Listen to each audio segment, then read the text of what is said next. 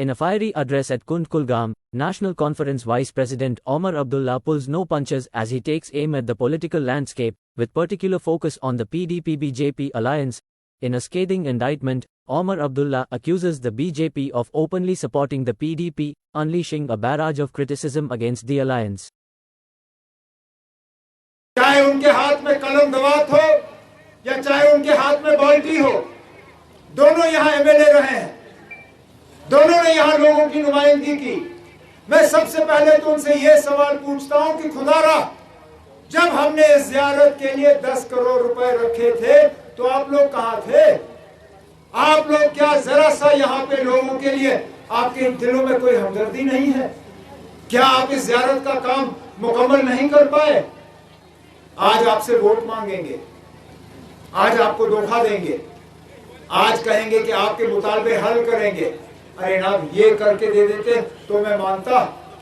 मैं आज और कोई बड़ा वादा आपसे नहीं करूंगा, लेकिन ये वादा जरूर करूंगा आपसे, इंशाल्लाह नेशनल कॉन्फ्रेंस का यहां से उम्मीदवार जीत के आएगा, हम आपकी ये ज़ियारत मुकम्मल करके आपके हवाले दे देंगे। जो काम हमने अधूरा छोड़ा, इंशाल्लाह उस काम को हम मुकम्मल करके रखेंगे। लेकिन इन लोगों के धोखे में मत आइए ना।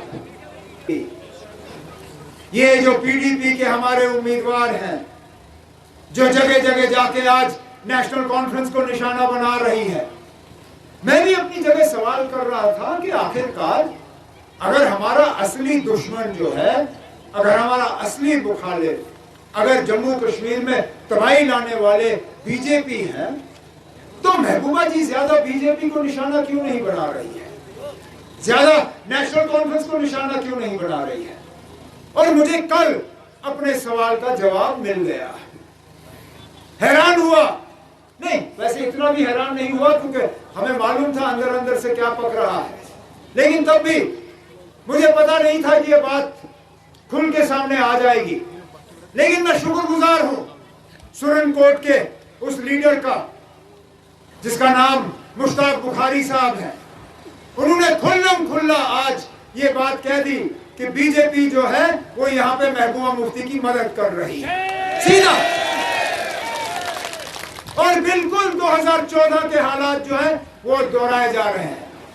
यही 2014 में पीडीपी वालों ने हमारे साथ किया, यहां वोट मांगे बीजेपी के खिलाफ, लेकिन फिर जाके बीजेपी के साथ हाथ मिलाया।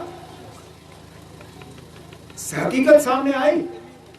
अल्ताफ बुखारी जो आज अपनी तंजीम चला रहा है, वो उस वक्त मुफ्ती साहब और महबूबा का खास साथी था।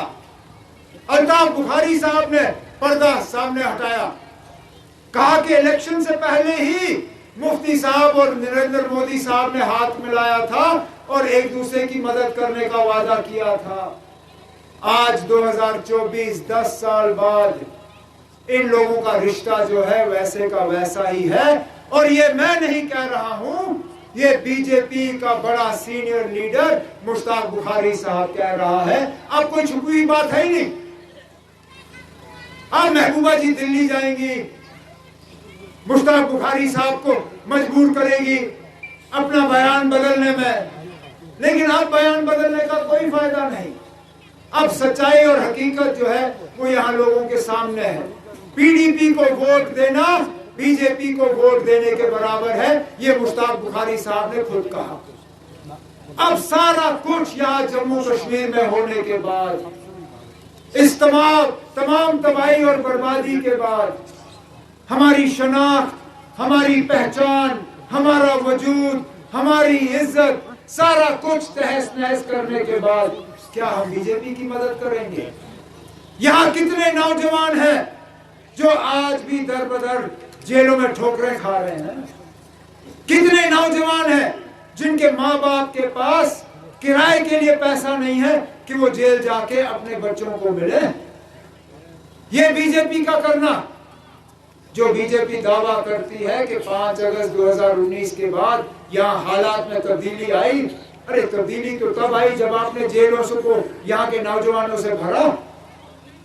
लेकिन इंशाअल्लाह इस इलेक्शन के बाद एक दूसरा इलेक्शन आना है।